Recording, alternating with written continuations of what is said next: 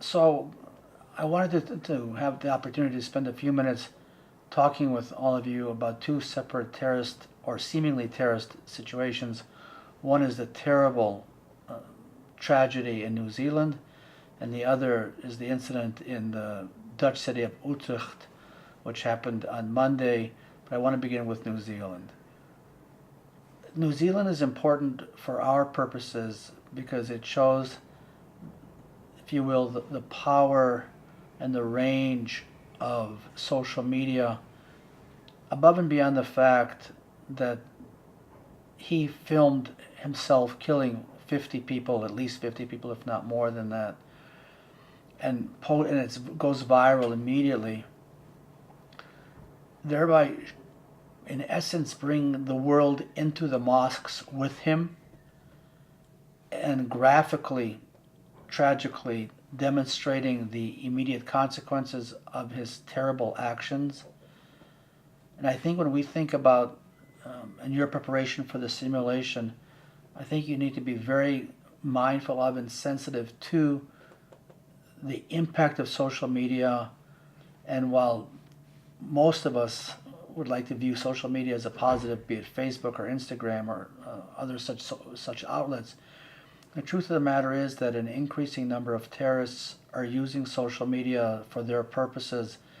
This guy was not the first. I take you back to the Tree of Life Synagogue in Pittsburgh, where he announced via Facebook that he was going to do what he did.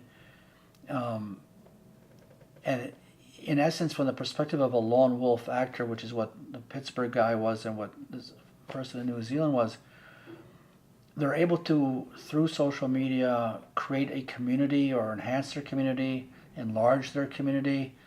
Um, and I think that you need to pay particular attention to that, again, in the context of the simulation, to the potential nefarious use of social media and how it can be clearly used to get the actor's message out there in a way that, um, in creating a community of supporters, and then also very clearly in terms of, if you read very carefully, the innumerable, endless comments on social media, some sympathetic to the victims, and tragically many very much unsympathetic to the victims.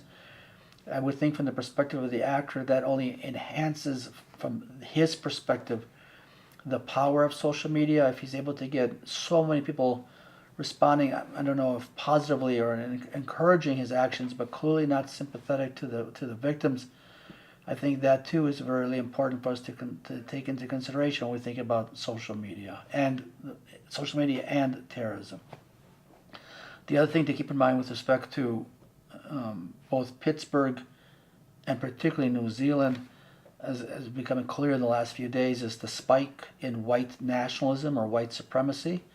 And I would suggest that you be sensitive to that in the context of the simulation exercise.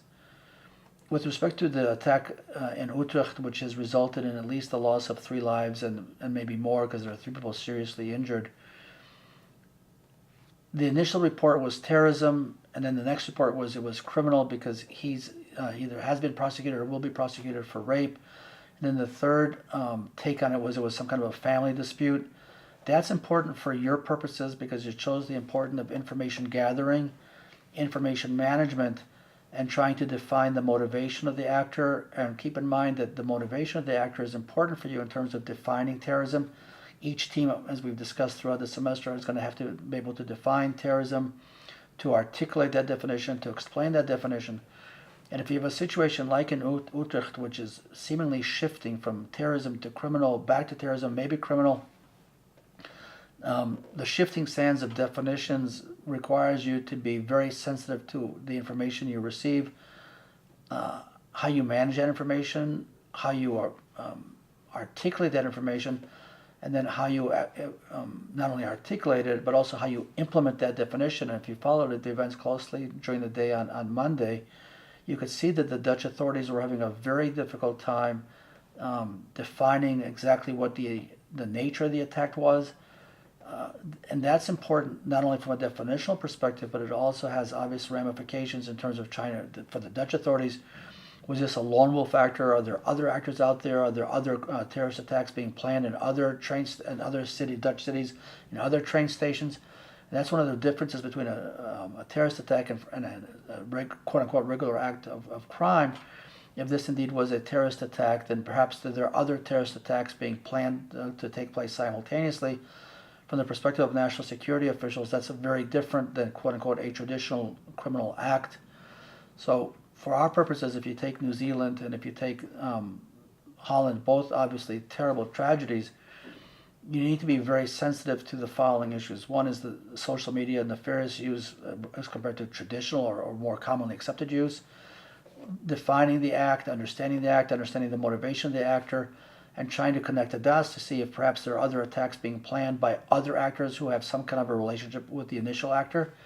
Now, I have no doubt that from the perspective of the Dutch security officials yesterday, first thing they do is they go into their database to see who this guy is, because they very quickly had a picture of him, to see if he has known associates, to see if there's been chatter between him and others about potential other attacks, which is again very different from a traditional criminal act, which is a one-out by one individual.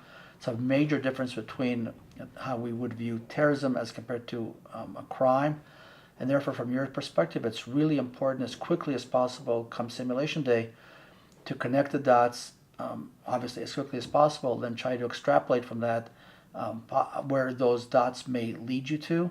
And that obviously requires the team to work cohesively, quickly together in order to best understand the situation as it unfolds. Wishing you the best of luck. Thank you.